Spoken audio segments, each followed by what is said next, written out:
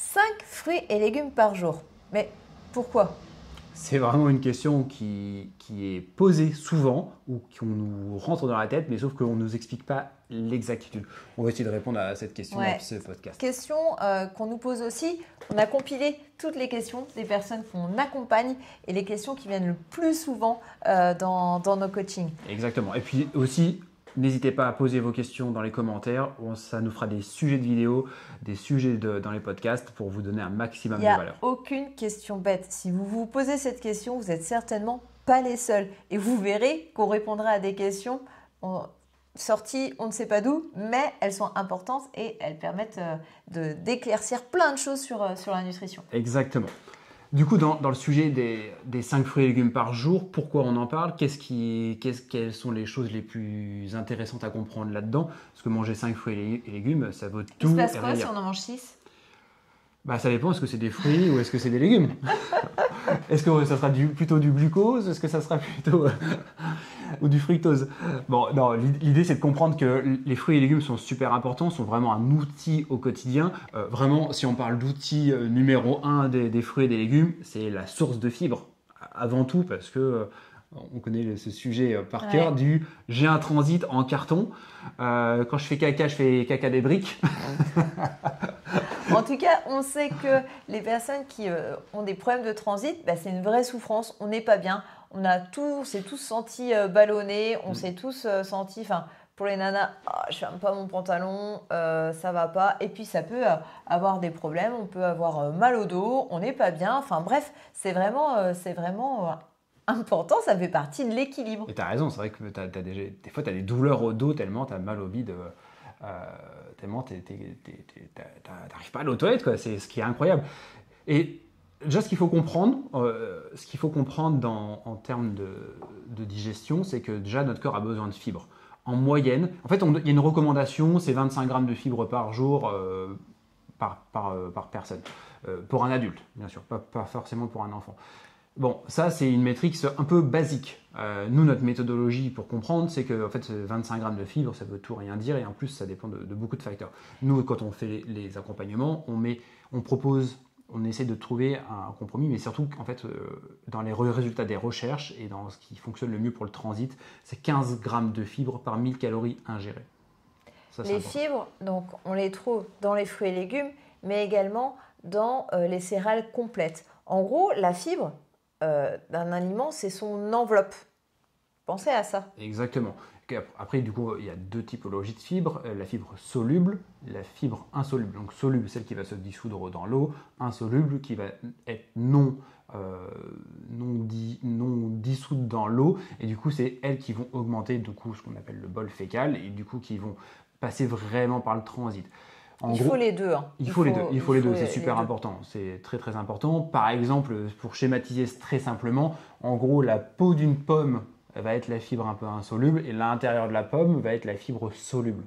Voilà, c'est pour imager un petit peu. Pareil pour tout ce qui va être les courgettes, par exemple, pour beaucoup de... Donc, mangez les peaux. Exactement. Même les vieilles peaux. Voilà, je vais faire la peau parce que des fois, à l'enlever la peau il y a des certains gestes aliments. en fait qu'on a l'habitude. On a l'habitude de peler une carotte, mais la carotte, elle n'a pas forcément besoin d'être pelée. On peut la brosser tout simplement. La fibre, c'est là que vous allez avoir toutes les fibres. Les poires, moi j'ai l'habitude d'éplucher une poire. En fait, la peau de la poire, elle peut en plus apporter autre chose d'un point de vue gustatif. Donc voilà, on peut très bien la laver. Parfois, elle est un peu épaisse. Ok. La courgette, il dit surtout ça pour la courgette. Oui, moi j'ai eu l'habitude d'enlever une bande sur deux pour enlever un peu d'amertume. Je ne sais pas si c'est un fait ou pas. Il y a d'autres manières d'enlever l'amertume, mais ça c'est un autre débat. Mais en gros, c'est des petits gestes tout bêtes qui vous privent en fait de toutes les bonnes choses que peuvent vous apporter ces aliments. Complètement, et c'est super important. La fibre, en fait, on compte vraiment dans le besoin du corps, on compte principalement 3 macronutriments, donc protéines, lipides et glucides. Nous, on estime qu'il y aurait presque un 4e pilier, c'est vraiment cet apport en fibres qui est super important. Donc c'est pour ça qu'on dit manger des fruits et des légumes, 5 fruits et légumes par jour. C'est la 5G. Exactement. Exactement. C'est vraiment Source principale, ça va être du coup les fibres qui vont être ultra importantes pour la digestion. Et en plus, ça régule aussi la glycémie Oui, encore j'allais plus. dire, elles ont un super pouvoir, ces fibres. C'est la glycémie. Et Elles la rentrent dans glycémie, la c'est régulation surtout de la la glycémie. fibre, c'est la fibre soluble qui joue le plus dans la glycémie. En fait, ça va du coup créer une sorte de petite protection sur les intestins, dans le corps pour aider la glycémie à être régulée. Donc c'est super important. La glycémie, petite notion, parce qu'il y en a qui ne le savent pas, c'est le taux de sucre dans le sang. Donc c'est ce fameux taux qui va augmenter si on a des pathologies associées au diabète, etc., etc., etc.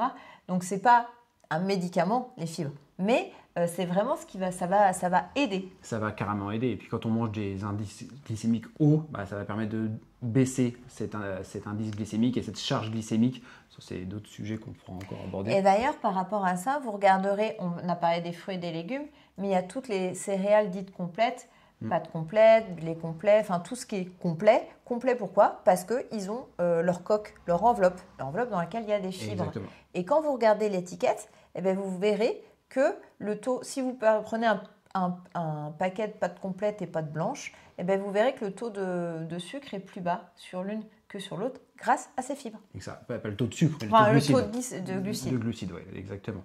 Et ça, c'est un grand pilier, il faut vraiment y prêter attention. Et il y a aussi les légumineuses qui sont une bonne source de fibres. Ça, on fera un podcast vraiment aussi que sur les légumineuses parce que c'est un sujet important et pour comprendre les acides aminés, le côté digeste aussi des légumineuses.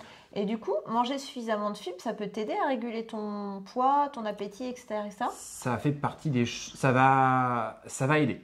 Clairement, ça va aider parce que... déjà, tu auras un meilleur transit, donc tu auras moins de poids. Exactement. Et petite chose alors ça, c'est un truc spécial homme. Tu sais, quand tu n'aimes pas avoir les bonnes poignées d'amour, là, c'est con, mais les fibres, ça aide beaucoup aussi. C'est pas un miracle, hein, ça n'enlève pas le déficit calorique, mais ça aide beaucoup à éliminer toutes les parpaings que tu as au-dessus des fesses, tu vois, qui sont pas très agréables.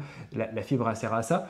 Après, la deuxième chose qui est importante dans les 5 fruits et légumes, c'est les vitamines et minéraux que ça va t'apporter, parce que notre corps a besoin de vitamines et minéraux pour fonctionner. Donc c'est important de varier parce que chaque fruit et légume a des vitamines et minéraux qui sont différents les uns des autres. Ça aussi, là, on rentre dans le micronutriment, sujet qui est extrêmement complexe, extrêmement pointu. Je pense que le but, c'est de ne pas vous perdre sur ces sujets-là. Mais voilà, en gros, si on récapitule, deux gros intérêts des fruits et des légumes, c'est que du coup, tu vas avoir les fibres et les micronutriments, donc vitamines et minéraux. C'est deux choses principales. Bien sûr, il faut coupler avec un peu de céréales complètes, avec un peu de légumineuses, pour varier un peu les sources, varier les plaisirs. Et pour nous, ce qu'on recommande, dans notre mode de vie, on aime bien aussi favoriser tout ce qui va être fruits et légumes de saison. On joue aussi beaucoup avec la saisonnalité, parce que la saisonnalité, c'est quand même quelque chose d'hyper important pour avoir des produits de qualité. Nous, Et puis c'est souvent là où le légume ou le fruit va être le meilleur. Donc tant qu'à faire, on aime manger le meilleur. Exactement. Voilà, j'espère qu'on a bien répondu à cette question-là sur les fruits. C'est une question assez simple, mais... qui explique certaines choses. Exactement. Voilà, donc pour toutes les personnes qui veulent aussi en savoir plus sur leur génétique, parce que dans notre process, c'est ce qu'on apprécie, on offre l'analyse génétique. Vous avez un petit questionnaire à remplir juste dans la description.